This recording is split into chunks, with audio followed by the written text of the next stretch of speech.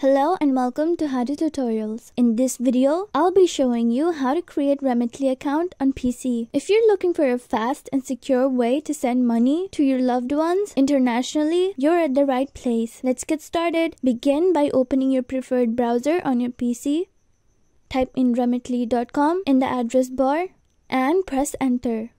You'll be directed to the official web page of Remitly. Here you can see two methods to access your account, but since we're creating one for today, click on the Join Now button.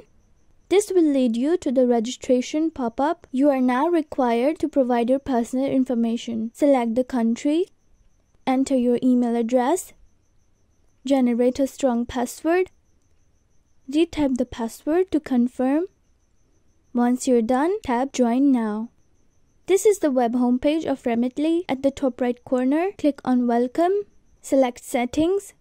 In the Settings menu, under Profile Information, you can further enter your personal information to set up your account. And that's it. You've successfully created a Remitly account on PC. If you found this video helpful, please give it a thumbs up. Likewise, don't forget to subscribe our channel for more tutorials. We'll see you in the next one.